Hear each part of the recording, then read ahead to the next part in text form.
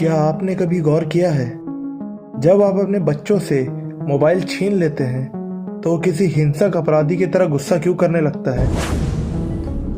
क्यों उनकी आंखें उस स्क्रीन पर ऐसी गड़ी रहती हैं जैसे वो किसी गहरी सम्मोहक नींद में हो?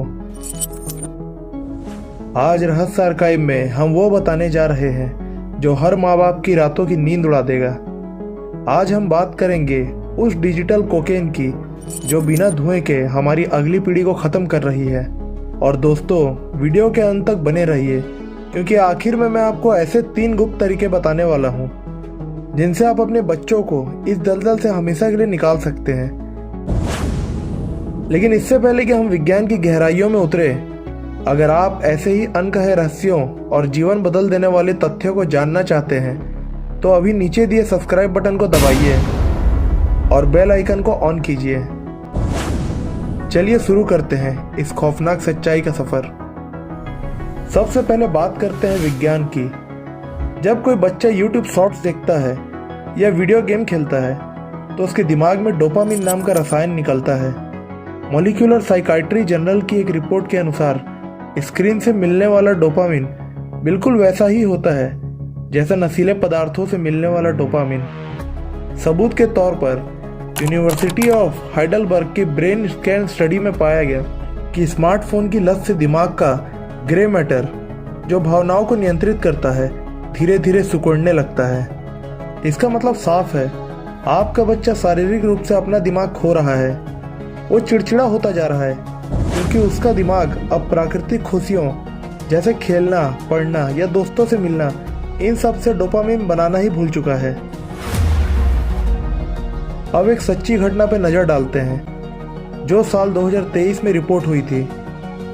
एक 11 साल का बच्चा जो दिन में 8 घंटे मोबाइल चला रहा था, उसे अचानक भ्रम होने लगा।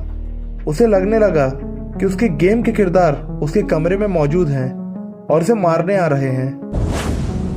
चिकित्सीय सबूत बताते हैं कि डॉक्टरों ने उसे डिजिटल डिमेंशिया और तीव्र मानसिक विकृति का मरीज घोषित किया। डॉक्टरों का कहना था कि उसके दिमाग की वायरिंग इतनी थक चुकी थी कि वो असली और आभासी दुनिया का फर्क ही भूल गया था। यह कोई कहानी नहीं है, यह एक चेतावनी है उन सभी माता पिता के लिए जो बच्चों को चुप कराने के लिए उनके हाथ में फोन पकड़ा देते हैं। अब आता है सबसे बड़ा रहस्य। साल 2011 में एक पत्रकार ने स्टीव जॉब्स से पूछा, आपके बच्चे तो आईपैड बहुत पसंद करते होंगे। स्टीव जॉब्स का जवाब था, उन्होंने इसे छुआ तक नहीं है। हमारे घर में तकनीक की सख्त सीमाएं हैं। इसी तरह एक रिपोर्ट बताती है कि बिल गेट्स ने अपने बच्चों को 14 साल की उम्र तक मोबाइल नहीं दिया। अब जरा सोचिए, जिन लोगों ने ये उपकरण बनाए, जिन्होंने इन्हें बेचकर अरबों कमाए, वे अपने ही बच्चों को इससे क्यों बचा रहे हैं? क्योंकि वो जानते हैं ये एक डिजिटल नशा है जो मासूम दिमागों को जकड़ने के लिए ही डिजाइन किया गया है। नीली रोशनी आंखों की रेटिना को नुकसान पहुंचा रही है। क्या हम एक ऐसी पीढ़ी तैयार कर रहे हैं जो 20 साल की उम्र तक पहुंचते पहुंचते शारीरिक रूप से असक्षम हो जाएगी? अब समय है समाधान का।